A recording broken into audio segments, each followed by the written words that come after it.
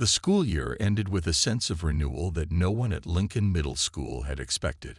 On the final day, students gathered in the gymnasium for the annual award ceremony, a tradition usually met with groans and impatience. But this year was different.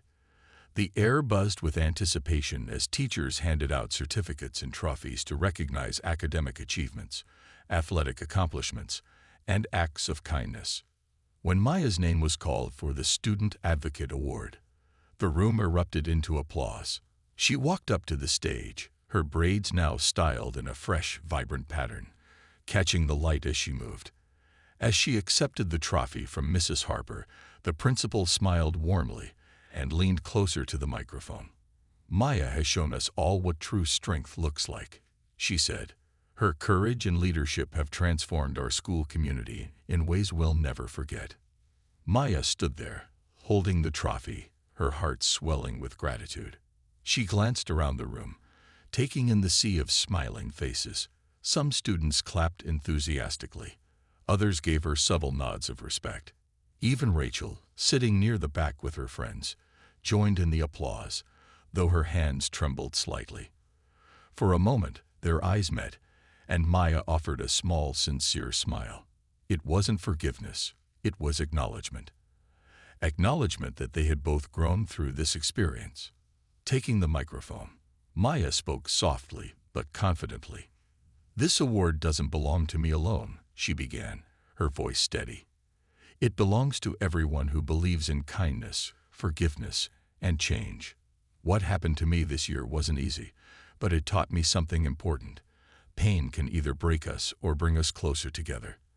I chose to rise above it, and so did many of you." Her words resonated deeply with the audience. Teachers nodded approvingly, while students exchanged meaningful glances. When Maya mentioned Rachel by name, thanking her for having the courage to apologize and try to do better, the room fell silent. Rachel froze, unsure of how to react. Tears welled up in her eyes, but she blinked them away quickly, forcing herself to sit tall. For the first time, she felt seen, not as a bully, but as someone capable of growth. After the ceremony, students lingered outside, sharing hugs and promises to stay in touch over the summer. Maya found herself surrounded by classmates eager to congratulate her. Among them was Rachel, who approached hesitantly, clutching a small envelope in her hand. "Hey," she said quietly, extending the envelope toward Maya. "I just wanted to say thank you." Again. Curious, Maya opened it and found a handwritten note inside. "You changed my life," it read. "Because of you, I see the world differently. I hope someday I can be half the person you are." Maya looked up, surprised by the raw honesty of Rachel's words. "Thank you," she replied sincerely, "for trying. That's all anyone can ask for." As the two girls stood there, an unspoken understanding passed between them. They weren't friends, not yet, but they were no longer enemies either. They were simply two people learning to navigate life's challenges, side by side if necessary. Over the summer, the impact of Maya's actions continued to ripple outward. Inspired by her poem and the Rise Together initiative, other schools in the district reached out, asking how they could implement similar programs. Maya became a local role model, invited to speak at workshops and events about resilience and empathy. Meanwhile, Rachel kept her promise to do better, volunteering at a community center and mentoring younger kids about the dangers of bullying. By the start of the next school year, Lincoln Middle School had become a beacon of progress. Students greeted each other warmly in the hallways, and teachers noticed a marked decrease in conflicts. Posters featuring Maya's poem still hung proudly on the walls, serving as a reminder of how far they'd come and how much farther they could go. For Maya, the journey reinforced her belief in the power of compassion and courage. And for Rachel, it marked the beginning of a new chapter, one where she could rewrite her story and redefine who she wanted to be. Together, they proved that even the hardest moments can lead to beautiful transformations if we choose to face them with open hearts. And so, as the doors of Lincoln Middle School swung open once again, ready to welcome a new group of students, Maya couldn't help but smile. Change was possible. Healing was possible. Growth was possible. And sometimes, all it took was one brave step forward, together. The moment Maya's poem, Glued Together, hit the school newspaper, it was like dropping a pebble into a still pond. The ripples spread far and wide. Students huddled around bulletin boards, reading and rereading the lines that seemed to speak directly to their hearts. Teachers paused mid-lesson to discuss its message, marveling at how such raw honesty could come from someone so young. Even parents picked up copies during pickup time, sharing snippets of the poem with each other in quiet conversations outside the school gates. At first, Rachel tried to brush it off. She rolled her eyes whenever someone mentioned Maya's name, pretending the poem didn't bother her. But deep down, she couldn't ignore the growing unease gnawing at her. Everywhere she went, people whispered, not loudly enough for her to catch every word, but just enough to make her feel like all eyes were on her. Some students avoided her altogether, while others gave her sideways glances filled with disapproval. It wasn't the kind of attention Rachel craved. This felt heavy, uncomfortable, and unfamiliar. One afternoon, as Rachel sat with her usual group of friends in the cafeteria, one of them finally broke the silence. "You know, maybe we should have thought twice before messing with Maya," said Claire, her voice hesitant. Rachel shot her a sharp look. "What are you talking about? It was just a joke," she snapped, though her tone lacked conviction. Claire shrugged, picking at her food. "I don't know. It doesn't feel like a joke anymore. Have you even read her poem? People are saying some pretty intense stuff about us." Another friend chimed in nervously. "Yeah, my little brother said his teacher read part of it in class today. Everyone thinks we're bullies now." Rachel clenched her jaw, trying to push down the knot forming in her stomach. She wanted to argue, to defend herself, but the words wouldn't come. Instead, she stood abruptly and stormed out of the cafeteria, leaving her tray untouched. As she walked through the hallways, she noticed posters that had been put up overnight. Quotes from Maya's poem, printed in bold letters. "Hate binds us, but love sets us free." The sight made her chest tighten.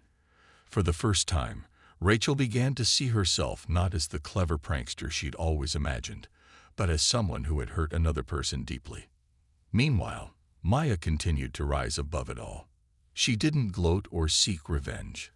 Instead, she carried herself with dignity, responding to questions about her poem with humility. When classmates asked if she was angry at Rachel, she simply shook her head. "Anger won't fix anything," she told them. "What matters is learning from this and moving forward." Her calmness only added fuel to the fire of reflection spreading throughout the school. A few students started approaching Maya privately, apologizing for not speaking up when they saw what happened. Others admitted they admired her strength and asked how they could help stop bullying in their own circles. Inspired by these conversations, Maya decided to take things a step further. During lunch, she gathered a small group of friends and pitched an idea, creating a student-led initiative called Rise Together. Its goal would be simple yet powerful, to promote kindness, inclusion, and empathy within the school community. Word of the initiative spread quickly, drawing interest from teachers and students alike. Flyers went up alongside the posters featuring Maya's poem, inviting everyone to join the first meeting after school. By the end of the week, nearly half the student body had signed up, eager to be part of something positive. Even Rachel heard about it, though she stayed silent, unsure of where or if she fit into this new movement. As the days passed, the atmosphere in Lincoln Middle School began to shift. Conversations became more thoughtful, interactions kinder. And while Rachel still wrestled with guilt and confusion, one thing was clear. Maya's poem had sparked something extraordinary, a chance for healing, growth, and change. But the story was far from over. What would happen when Rachel finally confronted Maya face to face? Would she apologize, or dig her heels in deeper? Only time would tell. The hallway fell eerily silent as the reality of what had just happened sank in. Rachel stood there, her smirk growing wider with each passing second, clearly proud of her prank. She tossed the empty glue bottle into a nearby trash can, as if nothing unusual had occurred. Her friends giggled nervously, some glancing at each other to gauge whether they should laugh or stay quiet. The tension in the air was thick enough to cut with a knife. Maya, still frozen in place, raised a hand to touch her braids. Her fingers brushed against the sticky mess, now hardening into an unyielding clump. For a moment, she felt like the ground beneath her feet might give way. Humiliation burned in her chest, but she quickly pushed it aside. Deep down, she knew that showing weakness would only fuel Rachel's cruelty further. Instead, she straightened her posture and looked directly at Rachel, her dark eyes sharp and unwavering. Rachel, sensing Maya's composure, faltered slightly. She expected tears, anger, maybe even yelling, but not this calm, piercing gaze. It unnerved her, though she tried hard not to show it. "What?" Rachel snapped defensively, breaking the silence. "It's just glue. Don't be such a baby." Her words echoed through the hallway, drawing a few more snickers from her group. But many others shifted uncomfortably, their laughter fading as guilt crept in. Some students exchanged uneasy glances, realizing how cruel the act truly was. Maya didn't respond immediately. She simply closed her locker door with a soft click, grabbed her bag, and began walking toward the restroom without saying a word. As she moved past Rachel, the crowd parted instinctively, creating a path for her. Whispers followed her every step. "Did you see what happened? That was so mean. Poor Maya." Each murmur weighed heavily on Maya's shoulders, but she refused to let them break her spirit. With every step, she reminded herself of something her grandmother used to say: "When someone tries to bring you down, rise higher."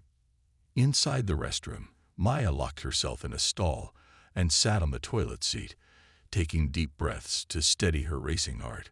She ran her hands over her braids again, feeling the stiffness where the glue had set. Tears pricked at the corners of her eyes, but she blinked them away fiercely. This wasn't about Rachel anymore. It was about how she chose to respond. Letting anger consume her wouldn't fix anything. Retaliating wouldn't make her feel better either. There had to be another way, a smarter, stronger way, to handle this.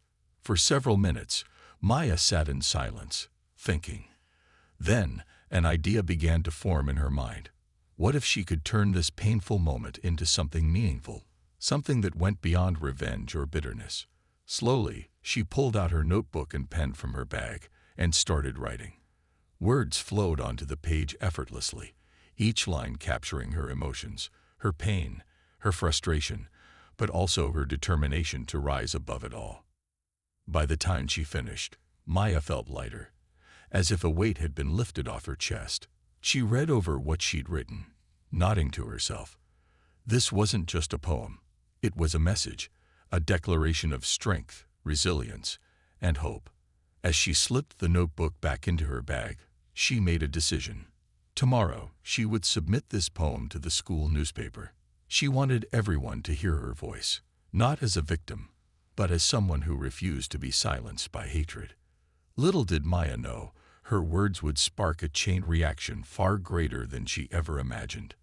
While Rachel thought she had won by humiliating Maya, she hadn't realized that her actions had planted the seeds for something extraordinary. And when Maya walked out of that restroom, her head held high. She carried with her not just a plan, but a quiet confidence that would soon leave the entire school talking. Maya stepped out of the restroom, her heart still pounding but her mind clearer than it had been moments before. She walked with purpose now, her steps steady and deliberate. Around her, the hallway buzzed with whispers as students continued to talk about what had just happened. Some avoided eye contact altogether, while others stared openly, unsure of how to react. Maya ignored them all. She wasn't focused on the chaos swirling around her. Instead, she was already thinking ahead. When she reached her next class, she slid into her seat quietly, keeping her head down as much as possible. The glue in her hair felt heavy and awkward, a constant reminder of Rachel's cruelty. But Maya refused to let it distract her. Instead, she pulled out her notebook again and began sketching ideas for her poem. Words spilled onto the page like water breaking through a dam, raw, honest, and powerful. Each line painted a vivid picture of pain transforming into strength, of darkness giving way to light. Her teacher noticed her deep focus and leaned over slightly. "Are you okay, Maya?" he asked gently, his voice low so only she could hear. Maya looked up and gave him a small smile. "I will be," she replied simply. Her tone carried a quiet confidence that surprised even herself. It was as if, in writing those words, she had found a new kind of courage, a resolve to rise above the situation rather than let it drag her down. That evening, after finishing her homework, Maya sat at her desk under the soft glow of her lamp. She reread the poem she'd started earlier, tweaking phrases here and there until it felt just right. Titled "Glued Together," it opened with a striking image: strands of hair bound by sticky glue, symbolizing how hate can tie people together in ways they don't expect. But then it shifted, describing how love, understanding, and resilience have the power to mend what's broken, not just hair, but hearts too. The more she read it, the prouder she felt. This wasn't just a response to Rachel's actions. It was bigger than that. It was a call to action. For herself, for her classmates, and maybe even for Rachel. Maya realized that staying silent would only allow bullying to continue unchecked. Speaking up, however, could spark change. And so, without hesitation, she decided to submit the poem to the school newspaper the very next morning. As she drifted off to sleep that night, Maya thought about what might happen once her words were out there for everyone to see. Would people understand her message? Would they stand with her, or against her?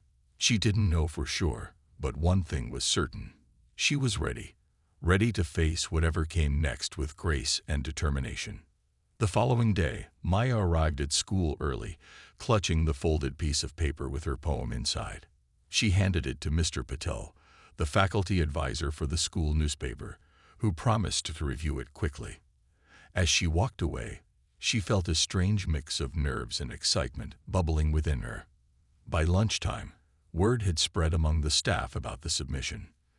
Teachers whispered about its raw honesty and emotional depth, agreeing that it needed to be published immediately. By the end of the week, the latest issue of the school newspaper hit the stands, and Maya's poem was front and center. Students gathered around copies pinned to bulletin boards, reading aloud lines that resonated deeply with them. Conversations erupted everywhere, in classrooms, hallways, and cafeterias. Some readers felt guilty for not standing up when they saw Rachel pour the glue. Others admired Maya's bravery and poise. Even teachers couldn't stop talking about it during their meetings. Meanwhile, Rachel heard snippets of these discussions throughout the day.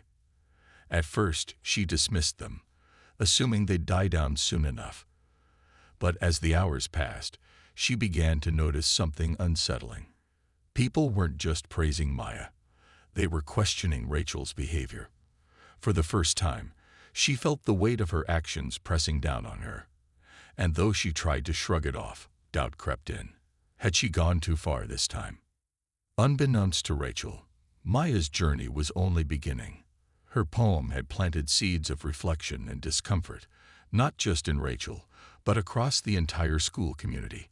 What started as an act of cruelty was slowly turning into a catalyst for growth, understanding, and transformation. Word of the hallway confrontation between Maya and Rachel spread like wildfire. By the end of the day, nearly everyone in Lincoln Middle School had heard about it. Some students praised Maya for her poise and maturity, while others speculated whether Rachel would finally own up to her actions. The atmosphere buzzed with anticipation, as if the school itself was holding its breath, waiting to see what would happen next.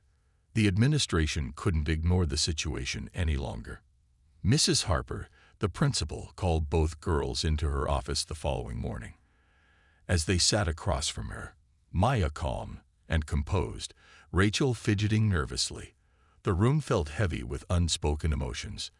Mrs. Harper leaned forward, her hands clasped on the desk. "I've been hearing a lot about what's been going on," she began, her tone firm but not harsh. "And I need to understand what happened and where we go from here." Rachel spoke first, her voice shaky. "It wasn't supposed to be a big deal," she said, avoiding eye contact. "I thought it was just a joke."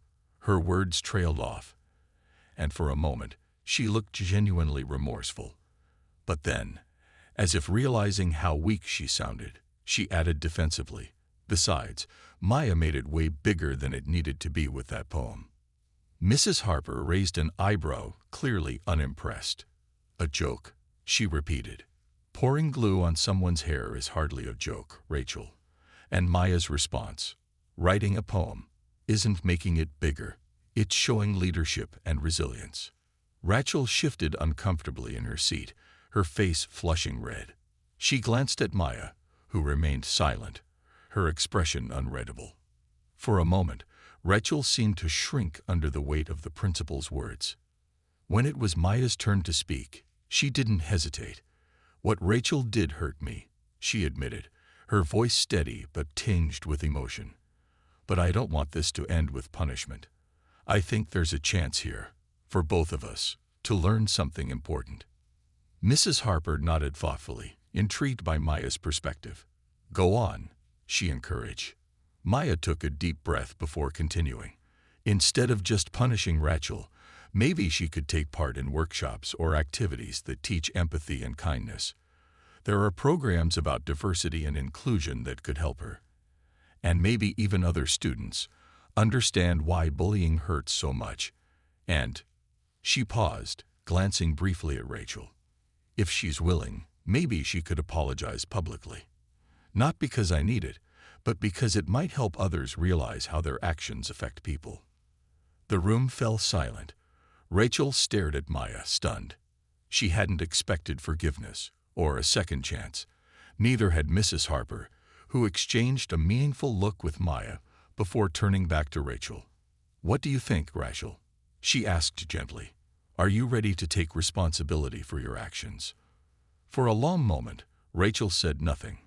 Her fingers twisted together in her lap, and her eyes darted around the room, searching for an escape. But when she finally spoke, her voice was soft and sincere. I'm sorry," she murmured, looking directly at Maya for the first time. "I didn't mean to hurt you. I didn't think about how it would feel." Maya nodded slowly, accepting the apology without hesitation. "Thank you," she said simply. Her tone carried no trace of bitterness, only understanding. Mrs. Harper smiled faintly, though her expression remained serious. "Apologies are a good start," she said, addressing Rachel. "But actions matter more. If you're truly sorry, you'll need to show it, not just today, but moving forward. Are you willing to do that?" Rachel hesitated, then nodded. "Yeah," she whispered. "I'll try." With that, Mrs. Harper outlined a plan. Rachel would attend weekly counseling sessions focused on empathy and conflict resolution. She'd also join the Rise Together initiative Maya had started, helping organize events and discussions aimed at fostering kindness within the school community. Additionally, Rachel agreed to write a letter of apology to be read aloud during an upcoming assembly, a gesture meant to hold her accountable while encouraging others to reflect on their behavior. As they left the principal's office, Maya and Rachel walked side by side in silence. Though there was still tension between them, a fragile thread of understanding had begun to form. For the first time, Rachel seemed open to change, not because she feared punishment, but because she wanted to make amends. And Maya, ever resilient, chose to believe in the possibility of growth, not just for Rachel, but for everyone. The road ahead wouldn't be easy, but one thing was certain: small steps toward healing had already begun. In the bustling hallways of Lincoln Middle School, 13-year-old Maya stood out like a ray of sunshine.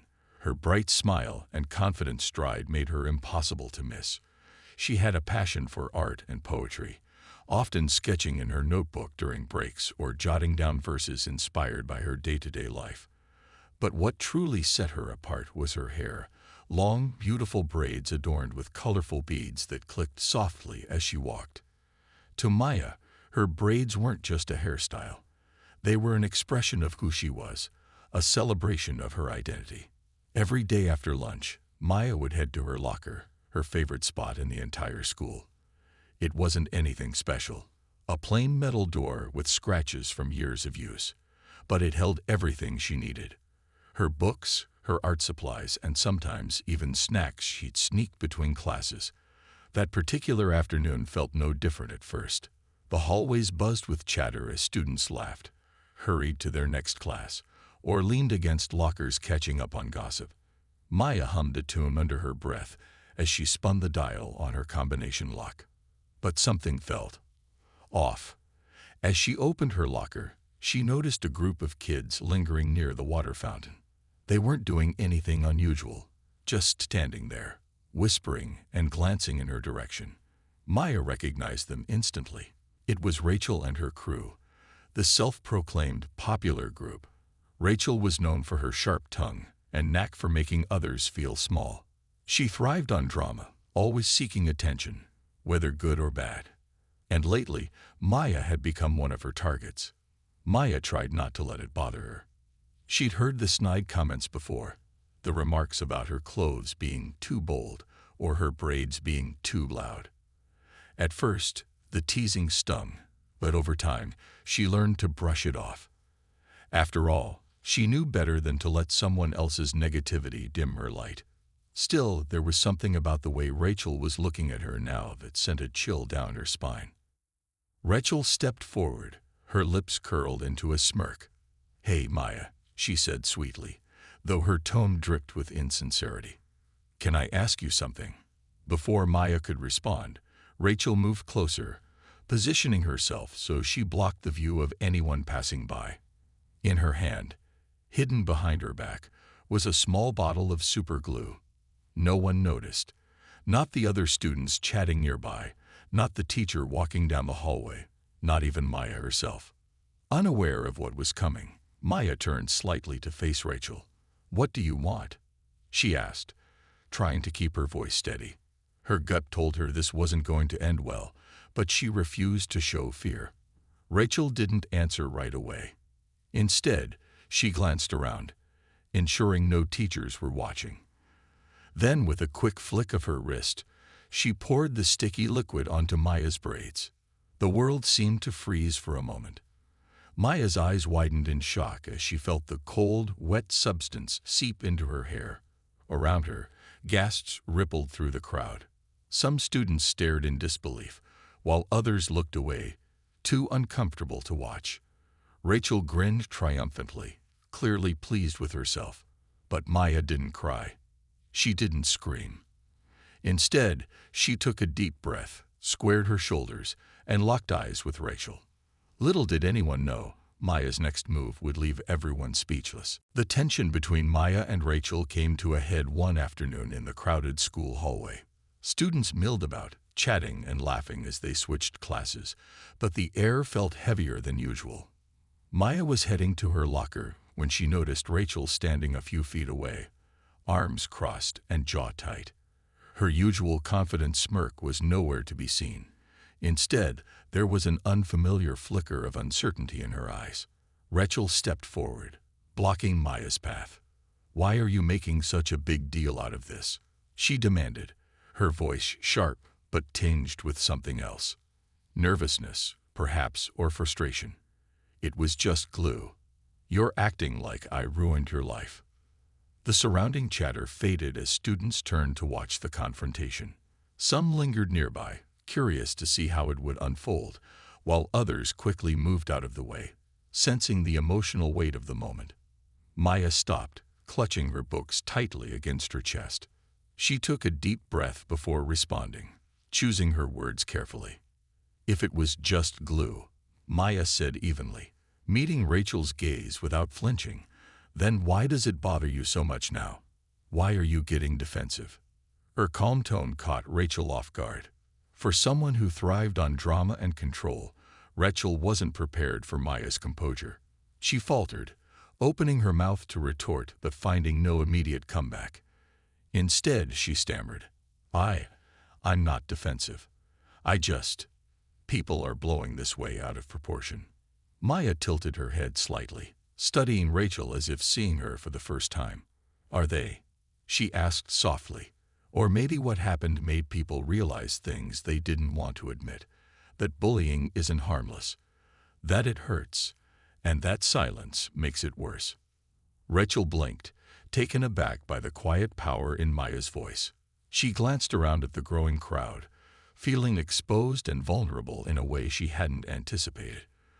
The weight of everyone's stares pressed down on her, and for the first time, she truly understood the impact of her actions, not just on Maya, but on herself. The guilt she'd been trying to ignore bubbled to the surface, raw and undeniable. "You think you're so perfect," Rachel muttered, though her voice lacked conviction. It sounded more like a reflex than a genuine accusation. Maya shook her head slowly. "I'm not perfect," she replied, "but I'm trying to do better, for myself and for everyone else. And maybe you should try too." Her words struck a nerve. Rachel's shoulders slumped slightly, her defenses crumbling under the force of Maya's honesty. She opened her mouth to argue again, then closed it, unsure of what to say. The hallway was silent except for the distant hum of lockers closing and footsteps echoing down the corridor. No one moved. They were all waiting to see what Rachel would do next. Finally, after what felt like an eternity, Rachel let out a shaky sigh. "Fine," she muttered, looking away. "Maybe it was messed up, but I didn't mean for all this to happen." She gestured vaguely at the posters featuring Maya's poem, the flyers promoting Rise Together, and the sea of students watching them intently. Maya nodded, her expression softening ever so slightly. "I know you didn't plan for any of this," she said, "but sometimes we have to face the consequences of our choices, even if we didn't mean for them to hurt anyone." Rachel swallowed hard, her hands trembling at her sides. She wanted to snap back, to deflect or deny responsibility, but something stopped her. Perhaps it was the sincerity in Maya's voice, or the way the entire school seemed to be holding its breath, waiting for her to make the right decision. Whatever it was, Rachel found herself unable to walk away unchanged. As the bell rang, signaling the start of the next class, the crowd began to disperse. Rachel hesitated, glancing at Maya one last time before turning to leave. Though she didn't say another word, her body language spoke volumes. Shoulders tense, head bowed, steps slow. She looked defeated, but also reflective. For Maya, the encounter was proof that even the hardest hearts could begin to soften if given the chance. As she watched Rachel disappear into the crowd, she felt a flicker of hope. Change wouldn't come overnight, but it had started. And sometimes that was enough. Over the next few weeks, Rachel threw herself into the tasks outlined by Mrs. Harper. At first, attending counseling sessions felt awkward and uncomfortable. Sitting in a small room with a counselor who asked probing questions about her feelings wasn't exactly Rachel's idea of fun. But as the days went on, she began to open up, slowly at first, then more freely. She talked about why she bullied others, admitting that much of it stemmed from insecurity and a desperate need to fit in. The counselor helped her see how her actions affected not only Maya, but also those around her, including her so-called friends, who often cheered her on without truly understanding the harm being done. Meanwhile, Rachel joined the Rise Together initiative, working alongside Maya and other students to plan events promoting kindness and inclusion. It was strange for Rachel to be part of something positive after years of sowing negativity, but she found herself surprisingly invested. During brainstorming sessions, she contributed ideas for anti-bullying workshops and even suggested organizing the school-wide Kindness Week. Though some students were skeptical of her sudden change of heart, Maya encouraged them to give Rachel a chance. "Everyone deserves a chance to grow," Maya reminded them gently. Rachel's public apology during the assembly was another turning point. Standing in front of the entire school, microphone in hand, she admitted her mistakes and expressed regret for hurting Maya. Her voice wavered at times, and her hands trembled, but she pushed through. When she finished, The auditorium erupted in applause, not because they thought Rachel was perfect, but because they saw her effort to do better. For the first time in years, Rachel felt a glimmer of self-respect. As the weeks turned into months, the dynamics within Lincoln Middle School began to shift. Students who had once followed Rachel's lead started questioning their own behavior, while others stepped up to support classmates who'd been targeted. Teachers noticed fewer incidents of bullying and more acts of kindness, notes left on lockers, invitations extended to sit at lunch tables, and quiet words of encouragement exchanged in hallways. Even the posters featuring Maya's poem still hanging on bulletin boards seemed to carry new meaning now, serving as reminders of resilience and hope.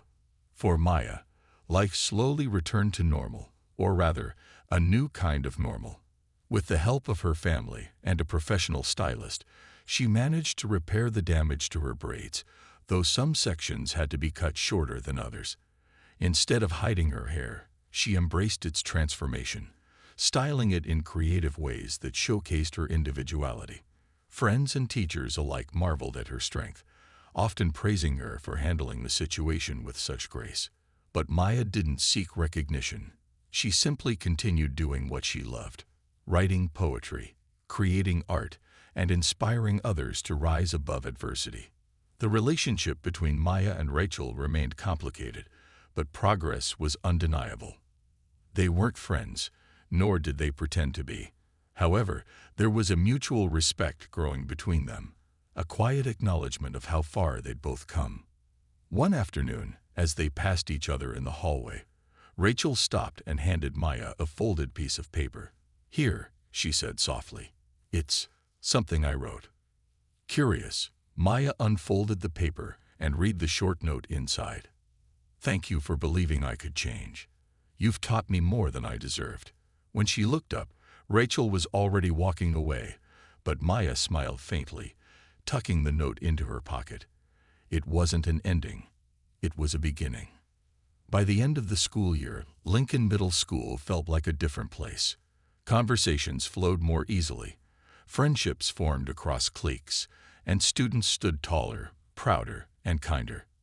Maya's courage had sparked a movement that transcended one incident, proving that pain, when handled with care, can lead to profound growth. And Rachel?